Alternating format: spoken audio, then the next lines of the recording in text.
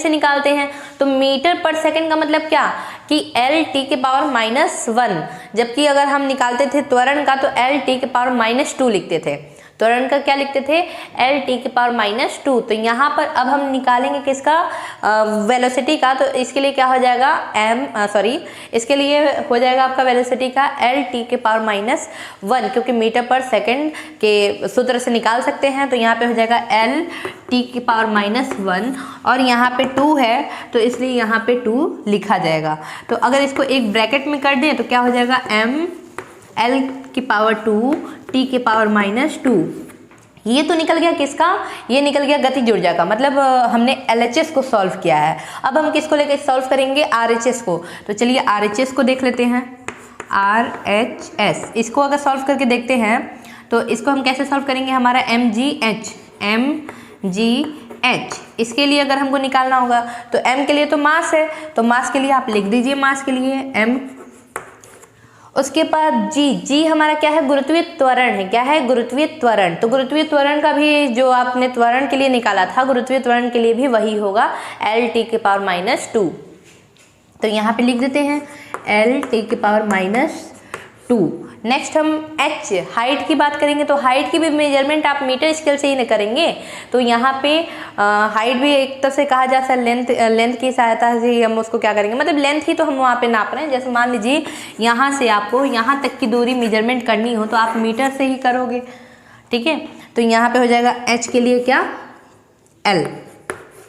तो अब इसको सॉल्व कर लेते हैं। एक ब्रैकेट में अगर लिखते हैं RHS पे, यहाँ पे सॉल्व करके दिखाते हैं, नीचे दिख नहीं रहा था तो हम RHS को यहीं पे सॉल्व करके दिखाते हैं। देखिए RHS के लिए, ये तो LHS की बात हुई थी, ये क्या था? LHS की बात थी। RHS पे यहाँ पे दिखाते हैं। RHS में हमारा mgh है।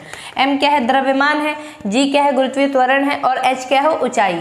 तो यहाँ पे द्रव्यमान के लिए हम क्या लिखेंगे? m, और गुरुत्वीय त्वरण के लिए हम जो त्वरण का फॉर्मूला यूज करते हैं LT के पावर -2, वही यहाँ पे हम गुरुत्वीय त्वरण के लिए लिखेंगे LT के पावर -2। और h के लिए भी हम क्या करेंगे? लेंथ से, मतलब h का मतलब क्या कि लंबाई हमको क्या करनी है? नीचे से ऊपर तक की लेनी है। हाइट का मतलब क्या हुआ कि आप नीचे से ऊपर तक की पूरी मेजरमेंट लेंगे, तो उसके लिए भी हम मीटर स्केल का ही यूज कर सकते हैं।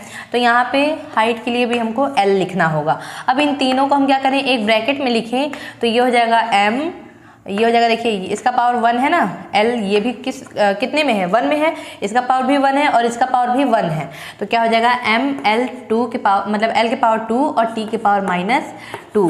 तो आप देख रहे हैं कि यहाँ पे हमने निकाला है स्थितिज ऊर्जा का विमीय सूत्र और यहाँ पे हमने निकाला है गतिज ऊर्जा का विमीय सूत्र। तो आप देख रहे हैं कि यहाँ पर और यहाँ पे दोनों ही क्या है, बराबर आ रहे हैं। तो इस केस में हम कह सकते हैं कि RHS किसके इक्वल है, LHS के, कह सकते हैं ना LHS इक्वल टू RHS। तो ऐसे ही आपको कुछ क्वेश्चन देंगे एग्जाम में, एग्जामिनर आपको एग्जाम में मिलेंगे ऐसे पेपर, तो उसमें आपसे कहेगा कि सत्यापित कीजिए या प्रूफ कीजिए कि इन दोनों साइड की मतलब LHS और RHS दोनों की विमाएँ इक्वल हैं। तो आपको ऐसे ही सॉल्व करने होंगे। नेक्स्ट दूसरा मेथड भी देख लेते हैं।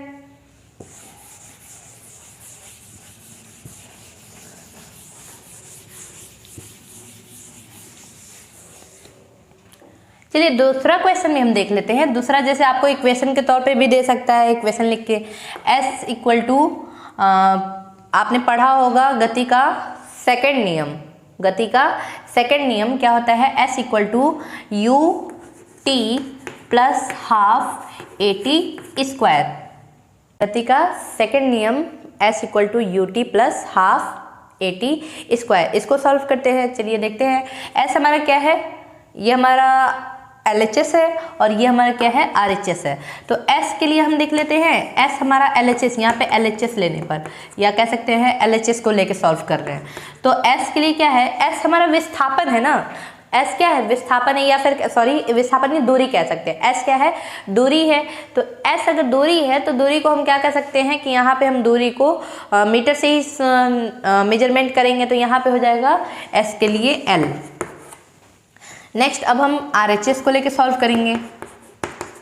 तो RHS में हमारा क्या है, UT plus half AT square. तो चलिए इसको अब अलग अलग करके देखते हैं। U हमारा क्या है, वेलोसिटी है, कह सकते हैं प्रारंभिक वेग है, ठीक है। तो प्रारंभिक वेग के लिए भी तो हम वही यूज करते हैं LT के पावर -1। तो यहाँ पे लिख सकते हैं LT के पावर -1। नेक्स्ट हमारा T क्या है, टाइम है, तो यहाँ पे टाइम के लिए T लिख सकते हैं। फिर उसके बाद यहाँ पे देखिए ये प्लस लगा है, तो यहाँ पे प्लस लगा दीजिए। फिर उसके बाद यहाँ पे 1/2 का हमने आपको पहले ही बताया था कि 1/2 हमारा कांस्टेंट है जिसका कोई विमा नहीं बनता है, तो इसके लिए तो हम विमा लिखेंगे ही नहीं। मेन नेक्स्ट पे चले आते हैं। ए क्या है, त्वरण, और त्वरण के लिए जो विमा लिखी जाती है क्या लिखी जाती है, LT के पावर -2। नेक्स्ट T है, T क्या है, टाइम है, तो टाइम के लिए हम क्या लिखेंगे, T के पावर +2 है, तो यहाँ पे 2 लिखिए T, ठीक है, यहाँ पे लिख दिया हमने। अब उसके बाद इसको सॉल्व करें। देखिए एक ब्रैकेट में अगर इन दोनों को लिखें तो क्या लिख सकते हैं, L, और इसका -1 इसका +1 क्या हो गया, कट गया। तो इसके लिए तो हम खाली क्या लिखेंगे, सिर्फ L लिखेंगे, क्योंकि इसका -1 है और ये +1 में है, तो ये दोनों तो कट जाएंगे ना, इसका तो काम ही खत्म हो जाएगा, बचेगा सिर्फ हमारे पास L। तो यहाँ से L मिल गया और यहाँ पे प्लस लिखेंगे।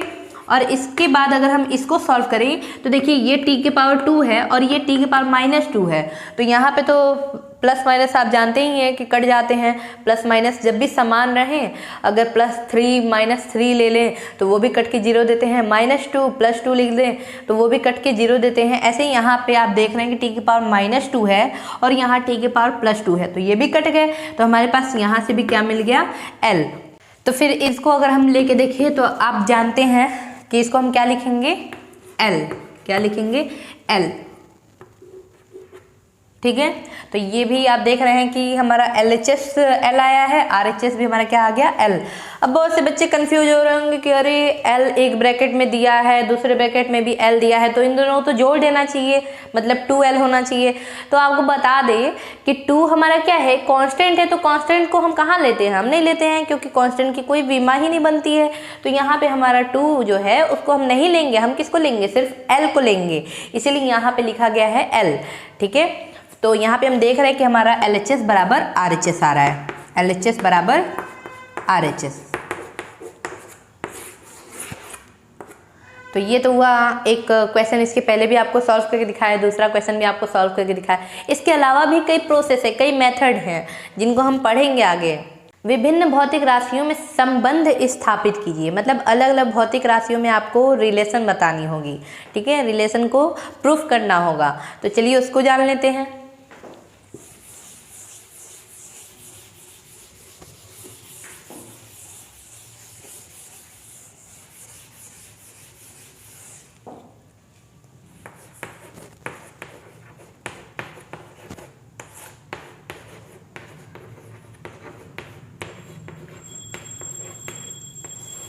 देखिए क्वेश्चन आपसे पूछ सकता है कि किसी लोलक के आवर्तकाल की विमीय विधि से आपको विमा निकालनी होगी, ठीक है, किसी लोलक के आवर्तकाल की विमीय विधि से आपको विमा ज्ञात करनी होगी और उसके सूत्र का निगमन करना होगा। निगमन मतलब कि उसके सूत्र को आपको फाइंड आउट करना होगा, मतलब सत्यापित करना होगा कि हाँ इसका सूत्र यही होता है। तो चलिए शुरू करते हैं। लोलक के आवर्तकाल की बात करते हैं। हम जानते हैं T is proportional to L के पावर X और G के पावर Y। हम जानते हैं, क्या जानते हैं कि जो लोलक का आवर्तकाल होता है, ये लोलक आखिर आपने प्रैक्टिकल किया होगा सरल लोलक का आवर्तकाल फाइंड आउट करने के लिए, या फिर कह सकते हो सरल लोलक का भी आपने प्रैक्टिकल लैब में प्रैक्टिकल किया होगा कि एक लोलक को धागे से बांध के स्टैंड पे बांध देते हैं और उसको काउंट करते हैं कि वो कितनी बार घूम रहा है, मतलब एक स्थान से दूसरे कह सकते हो वो कितनी बार विस्थापित हो रहा है। या हम उसको क्या करते हैं, एक लोलक नहीं भी समझ पाते तो आप प्रैक्टिकल के लिए आप अपने घर का जो घड़ी होता है जिसमें एक लोलक नीचे पिंड लगा रहता है, जो कि जब 1 घंटा हो जाता है तो टन टन की आवाज़ देता है, वैसे ही एक लोलक की बात यहाँ पे बात हो रही है कि एक धागे में एक गोल सा पिंड बांध दिया जाता है और धागे को एक स्टैंड से बांध दिया जाता है, जिससे फिर हम क्या करते हैं कि उसके आवर्तकाल की गणना करते हैं। तो कैसे करते हैं, देखिए सबसे पहले ये आवर्तकाल हमारा डिपेंड किस पे करता है, धागे की लंबाई पर। तो यहाँ पे धागे की लंबाई के लिए लेंथ ले लिए, अब वो डिपेंड करता है गुरुत्वीय त्वरण पर, तो इसलिए यहाँ पे गुरुत्वीय त्वरण के लिए भी जी लिख लिया हमने। अब इसको हम लेके सॉल्व करेंगे कि कैसे ये सत्यापित होते हुए रिलेशन आगे किस तरीके से सूत्र हमारे पास प्राप्त होता है। तो इसको हम क्या मानेंगे, समीकरण 1। और नेक्स्ट अब हम सेकंड स्टेप में जाएंगे तो क्या करेंगे, ये प्रोपोर्शनल के साइन को हटाएंगे तो वहाँ पे एक कांस्टेंट हमको लगाना होगा, वो कांस्टेंट हम क्या लगा देंगे, k। फिर नेक्स्ट हम स्टेप में L के पावर x ही रखोगे, G के पावर y ही रखेंगे, इसको हम इक्वेशन 2 नाम देंगे। अब हम इसके विमा के निकालेंगे, बात करेंगे। विमा के लिए जब हम बात करेंगे तो इसमें LHS और RHS दोनों को लेके चलना होगा। तो LHS के लिए यहाँ पे लिख सकते हैं कि LHS और LHS को लेके सॉल्व किए तो T हमारा क्या है, आवर्तकाल है, तो आवर्तकाल के लिए हम क्या लिखते हैं, इसकी विमा T लिखते हैं। नेक्स्ट सेकेंड स्टेप की बात करें RHS, तो RHS में हमारा K L के पावर x G के पावर y है। तो हम जानते हैं, आपको पहले भी बता चुके हैं कि K हमारा क्या है, कांस्टेंट है, तो कांस्टेंट टर्म है तो कांस्टेंट का तो कोई विमा नहीं लिखा जाता है। तो अब हम सिर्फ किस पे चले आएंगे, अपने नेक्स्ट वाले टर्म पे। तो यहाँ पे देखिए L क्या है, लेंथ है, तो L के लिए लेंथ के लिए हम क्या यूज करते हैं, L यूज करते हैं, और इसके पावर क्या है x, तो यहाँ पे x लिखेंगे। नेक्स्ट हमारा क्या है G, G क्या है, गुरुत्वीय त्वरण, ठीक है। तो यहाँ पे गुरुत्वीय त्वरण के लिए हम क्या लिखते थे, L t के पावर -2, तो लिख दिया हमने। और यहाँ पे y है तो इसके पावर y को हमको यहाँ पे चढ़ाना होगा, लिखना होगा, ठीक है। नेक्स्ट स्टेप में हम क्या करेंगे, नेक्स्ट स्टेप में सॉल्व करने के लिए आप देख रहे हैं कि यहाँ पे L के पावर x है और यहाँ पे L के पावर y है, तो इसको हम क्या लिख सकते हैं, L के पावर क्या लिख सकते हैं, L के पावर x प्लस y, और इसी तरह t के पावर क्या लिखेंगे, -2y। तो अब यहाँ पे हमको मिल गया, किसका विमा मिल गया, L के पावर x और G के पावर y का, L के पावर x प्लस y और t के पावर -2y। इसको हम यहाँ पे लिख दें, ठीक है, क्योंकि हमको LHS और RHS को यहाँ पे पुटअप करना है। तो यहाँ पे t के लिए t लिखेंगे और बाकी टर्म उस साइड वाले को यहाँ पे लिख देंगे, L x प्लस y और t के पावर -2y। तो अब यहाँ पे मेन काम स्टार्ट हो रहा है, यहाँ पे इक्वेशन आपके पास मिल रहे हैं, इक्वेशन सॉल्व करने होंगे। तो इक्वेशन सॉल्व करने के लिए ये 2 है, इसको ध्यान दीजिएगा, 2 है, ठीक से बना देती हूँ 2, ठीक है। तो यहाँ पे हम क्या करेंगे, सबसे पहले टर्म लेंगे दोनों साइड का देखते हुए। तो यहाँ पे हमारा L वाला पोर्शन है ही नहीं, L है ही नहीं, तो यहाँ पे 0 लिखेंगे बराबर करेंगे, इक्वल करेंगे। यहाँ पे x प्लस वाई है, l का जो पावर है वो क्या है x प्लस वाई, तो यहाँ पे x प्लस वाई लिखना होगा। तो यहाँ पे हमारा सॉल्व करने पर क्या आ रहा है, x equal to minus Y, x के लिए निकला है। फिर t के लिए देखते हैं, तो t का पावर यहाँ पे कितना है 1, तो यहाँ पे 1 लिखना होगा। यहाँ पे t का पावर कितना है -2y है, कितना है -2y है। तो यहाँ पे y इक्वल टू कितना हो जाएगा 1/2, लेकिन माइनस में, ठीक है, क्योंकि यहाँ का माइनस इस साइड जाएगा और 2 भी इस साइड जाएगा, तो 1/2 हो जाएगा। जब y की वैल्यू निकल गई तो हम इस वाले में मान रख सकते हैं ना y का, तो यहाँ पे हो जाएगा x इक्वल टू माइनस का माइनस और y की जगह पे कितना रखेंगे -1/2। तो x की वैल्यू कितनी आ गई 1/2। तो हमारे पास x की भी वैल्यू आ गई और y की भी वैल्यू आ गई। तो यही वैल्यू उठा के हम क्या करेंगे, इधर रख देंगे। तो चलिए रख देते हैं। इस वाले टर्म को मुझे लगता है कि मिटा देना चाहिए, ऊपर वाले टर्म को। चलिए इधर दिख रहा है t इक्वल टू k, और आगे क्या है यहाँ पे l के पावर x है, l के पावर x, तो l के पावर x की वैल्यू कितनी आई है 1/2, तो यहाँ पे लिख देंगे 1/2। समीकरण 2 में मान हमने रखा है, ठीक है, यहाँ पे लिख भी सकते हैं। समीकरण 2 में x तथा y का मान रखने पर, ठीक है, समीकरण 2 में x तथा y का मान रखने पर, तो यहाँ पे x का मान हमने रख दिया 1/2 और g की वैल्यू हम क्या लिखेंगे y है, तो y की वैल्यू कितनी आई है -1/2। तो अब यहाँ पे हम क्या जानते हैं कि 1/2 जो है इसको हम करने के रूप में भी लिख सकते हैं, अंडर रूट में। तो यहाँ पे हम लिखेंगे क्या, t equal to k, under root बनाएंगे और अंडर रूट में ये प्लस में है तो इसको हम ऊपर लिखेंगे और ये माइनस में है तो इसको हम नीचे लिखेंगे। तो आप देख रहे हैं एक फॉर्मूला आपके पास यहाँ तक आ रहा है। अब देखिए प्रैक्टिकल के बेसिस पे, प्रायोगिक बेस पे हम जानते हैं कि k की वैल्यू जो फाइंड आउट करके मिली थी हमें, वो कितनी पाई गई थी 2 पाई, कितना रखा गया था 2 पाई। तो यहाँ पे हमको k की जगह पे कितना रखना होगा 2 पाई, तो t equal to 2 pi under root में l/g। तो हमारे पास फॉर्मूला निकल के क्या आ गया, t equal to 2 pi under root में l/g। तो अब आपसे इसी तरीके से एग्जामिनर क्वेश्चन करेगा, पेपर में आपको क्वेश्चन भी मिल सकता है कि आप सिद्ध कीजिए या प्रूफ कीजिए या रिलेशन बताइए अलग अलग भौतिक राशियों के बीच, ठीक है। तो आप देख रहे हैं कि यहाँ पे हमारे पास अलग अलग ही भौतिक राशियाँ हैं। सबसे पहले यहाँ पे आवर्त काल है जो कि लेंथ से क्या है अलग है, गुरुत्वीय त्वरण से अलग है। तो ये विभिन्न राशियों के बीच क्या दिखाया जा रहा है, संबंध निकाला जा रहा है। तो देखिए अलग अलग राशियों के बीच हमारा संबंध आ गया है, ठीक है। नेक्स्ट, कि किसी एक पद्धति के मात्रक को दूसरे पद्धति के मात्रकों में चेंज कीजिए, ठीक है। तो यहाँ पे हम चलिए उसको समझाते हैं।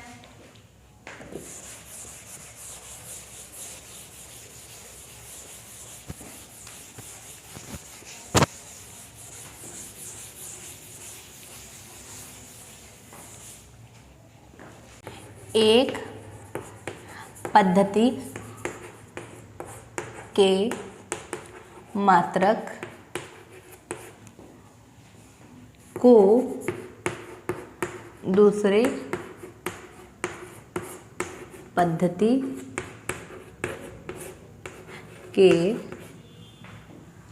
मात्रक में परिवर्तित करना या बदलना, कुछ भी लिख सकते हैं, परिवर्तित करना।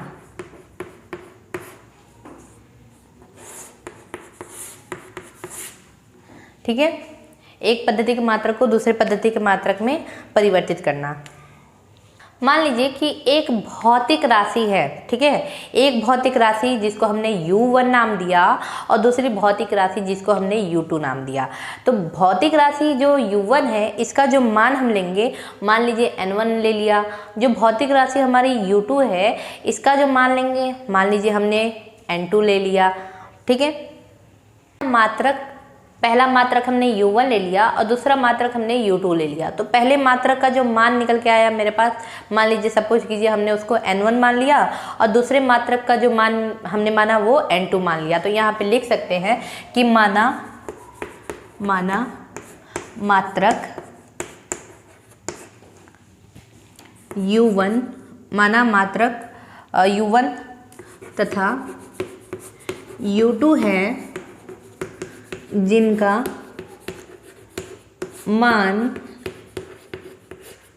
क्रमशः N1 तथा N2 है।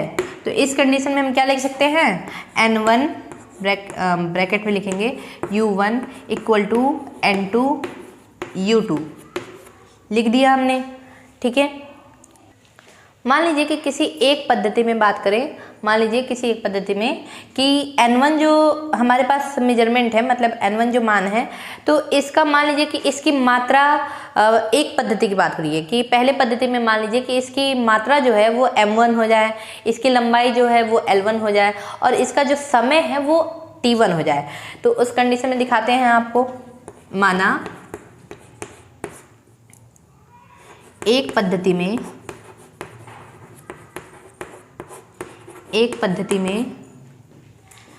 N1 की मात्रा या द्रव्यमान, कुछ भी कह सकते हैं, मात्रा, लंबाई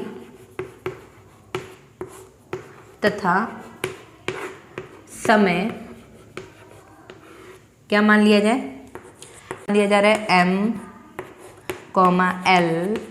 L1 1 लगाते रहिए, T1 मान लिया। ठीक है, इसी तरह दूसरे पद्धति के लिए अगर हम लिखेंगे तो क्या लिखेंगे, तो यहाँ पे पहले लिख लें N ब्रैकेट में N1 ब्रैकेट में M1 के पावर X, L1 के पावर Y और T1 के पावर Z। तो ये तो हुई पहले पद्धति की बात। अब हम दूसरे पद्धति में भी लिखें, दूसरे पद्धति के लिए।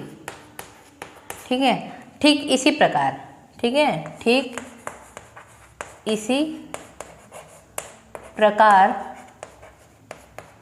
दूसरे पद्धति के लिए। ठीक है, तो जैसे हमने यहाँ पे पहले पद्धति N1 की मात्रा मानी थी, वैसे ही दूसरी पद्धति के लिए क्या हो जाएगा हमारा, N2 ब्रैकेट में हो जाएगा M2 के पावर X, M2 के पावर X, L2 के पावर Y और T2 के पावर Z।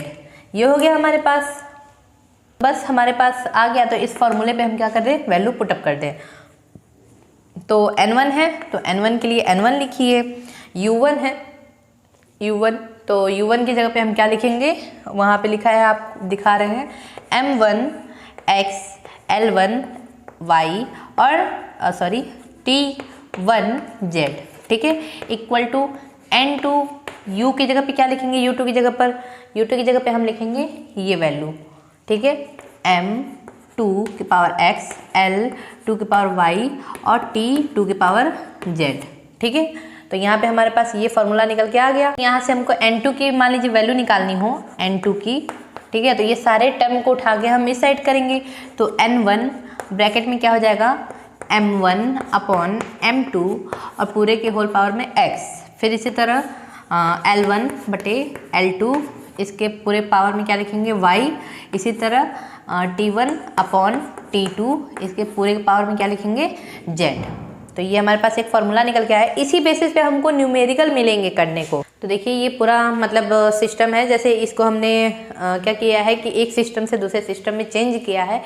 एक मात्रक जैसे दे दिया आपको किलोग्राम, ठीक है, और दूसरा मात्रक दे दिया मात्रक, तो आपसे कह देगा कि मान लीजिए आपसे कह दिया कि एक सिस्टम में या एक पद्धति में द्रव्यमान का जो मात्रक है वो किलोग्राम है और दूसरे पद्धति में दे दिया है कि द्रव्यमान का मात्रक ग्राम है। तो आपको कह देगा कि आप चेंज कीजिए कि जो पहला आपने पद्धति लिया है जिसमें किलोग्राम माना है उसको कन्वर्ट कर दीजिए दूसरे वाले पद्धति जिसमें आपने ग्राम माना है। तो ऐसे ही आपसे क्वेश्चन करके पूछेगा, ठीक है। तो पहले सिस्टम को दूसरे सिस्टम में चेंज करने को आपको क्वेश्चन मिलेगा। तो चलिए एक क्वेश्चन भी इस बेसिस पे देख लेते हैं कि कैसे क्वेश्चन होंगे।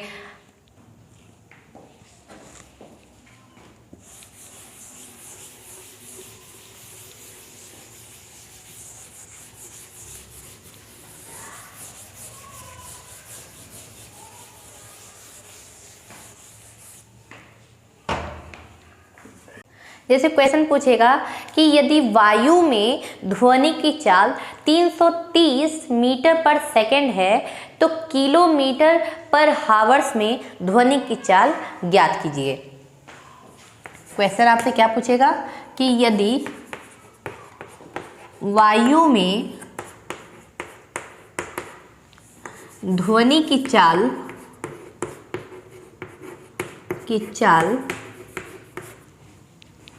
330 मीटर पर सेकंड है तो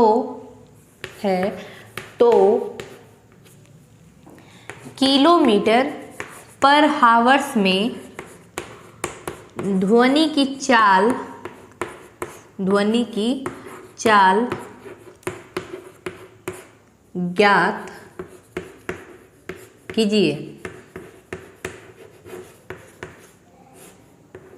ज्ञात कीजिए। ऐसे क्वेश्चन आपको एग्जाम में मिलेंगे जिसमें आपको इसके बेसिस पे और भी कई न्यूमेरिकल दिए जाएंगे। ये तो एक मेथड मैं आपको बता रही हूँ, इस मेथड पे आपको कई क्वेश्चन मिलेंगे। तो चलिए इसको पहले सॉल्व कर लेते हैं। तो सबसे पहले तो हमको चाल बोल रहा है, चाल, तो सबसे पहले तो हमको चाल का विमा मालूम होना चाहिए, ठीक है। तो वेग जैसे निकलता है वैसे हम उसको दिखा सकते हैं, वेग चाल, ठीक है। देखिए वेग की विमा क्या होती है, एल टी के पावर -1, यही होती है, एल टी के पावर -1। तो आप देख रहे हैं कि इसमें एम का तो कोई काम ही नहीं है, एम है ही नहीं, तो एम के लिए हम क्या मानेंगे, 0 मानेंगे ना। एम के लिए हम क्या मानेंगे, 0, एल के पावर 1 और टी के पावर -1, यही लेंगे। तो आप देख रहे हैं कि यहाँ जो एम के पावर हम मानते थे, क्या मानते थे, x मानते थे, और एल के पावर क्या मानते थे, y, और z के पावर क्या मानते, टी के पावर क्या मानते थे, z। तो यहाँ पे x की वैल्यू कितना मान लेंगे हम, 0, और y की वैल्यू कितना मानेंगे, 1, और z की वैल्यू कितना मानेंगे, -1, और यहाँ पे n1 की वैल्यू मुझे मालूम है। n1 की वैल्यू मतलब हमें दी गई है, कितनी दी गई है, 330 मीटर पर सेकेंड, ठीक है, 330 मीटर पर सेकेंड। और हमसे बोल रहा है कि इसे किलोमीटर पर हावर्स में चेंज कीजिए, मतलब n2 की वैल्यू आपसे पूछी जा रही है। जैसे आपको फॉर्मूला बताया गया था, जस्ट उसी फॉर्मूले पे आप रख दीजिए। तो हमारा फॉर्मूला हम जानते हैं, n2 बराबर क्या होता है, n1, ब्रैकेट में क्या होता था, m1 अपॉन m2 की power x, l1 upon l2 के पावर y, और t1 अपॉन t2 के पावर z, यही फॉर्मूला होता था। तो बस यहाँ पे रखते जाइए value, n2 equal to n1 के प्लेस पर आप कितना रखेंगे, 330, ठीक है, और m1 अपॉन m2, इसके पावर में क्या लिखोगे, 0, l1 अपॉन l2, इसके पावर में क्या लिखेंगे हम, 1, और t1 अपॉन t2, इसके पावर में कितना रखेंगे, 2। तो यहाँ पे रख दीजिए 2, सॉरी 2 नहीं है, z है ना, तो z की वैल्यू हमारी कितनी है, -1 है। तो यहाँ पे कितना लिखेंगे, -1। तो यहाँ पे n2 इक्वल टू 330, और इसका तो काम ही खत्म है, इसको तो नहीं लेना है, तो इसको छोड़िए। यहाँ पे चले आते हैं सीधे L1 और L2 की बात करते हैं। तो L1 के लिए हमारा पहला किस में है, मीटर में है, तो यहाँ पे आपको मीटर लिखना होगा। और फिर L2 के लिए यहाँ पे किलोमीटर है, तो यहाँ पे आपको किलोमीटर लिखना होगा। और इसके पावर कितना लगा है, तो 1 लिख दो। फिर उसके बाद T1 की जगह पे आपको कितना लिखना होगा, सेकेंड, तो यहाँ पे सेकेंड लिखिए। फिर उसके बाद T2 है, T2 की जगह पे हमको कितना लिखना है, हावर, तो यहाँ पे हावर लिखिए। यहाँ पे हो जाएगा -1। तो फिर यहाँ पे हो सकता है n2 इक्वल टू 330, और हम जानते हैं मीटर को मीटर ही लिखिए, किलोमीटर को हम मीटर में कन्वर्ट करेंगे तो क्या लिखेंगे, 1000 मीटर। फिर उसके बाद यहाँ सेकंड की बात करते हैं, इनके पावर 1 लगा लीजिए, इनके पावर 1, ठीक है, इसके पावर क्या लिखेंगे, 1, ठीक है, इसके पावर क्या लिखेंगे, 1, ठीक है। और यहाँ पे सेकंड का सेकंड, और हावर्स को जब हम सेकंड में कन्वर्ट करते हैं तो हम जानते हैं कि 1 घंटे में कितने मिनट, 60 मिनट, और 1 मिनट में कितने घंटे, 1 मिनट में कितने सेकंड, 60 सेकंड होता है ना। तो इस अकॉर्डिंग हो गया, हावर्स की बात करें, हावर्स को सीधे हम कन्वर्ट कर दें सेकंड में, तो क्या लिखेंगे, 3600 सेकंड। तो यहाँ पे लिखना होगा आपको 3600 सेकंड, इसको ब्रैकेट में लिखिए, यहाँ पे हो जाएगा -1, ठीक है, क्या हो जाएगा -1। तो यहाँ पे सेकंड से सेकंड खत्म, मीटर से मीटर खत्म, तो क्या हो गया N2 = 330।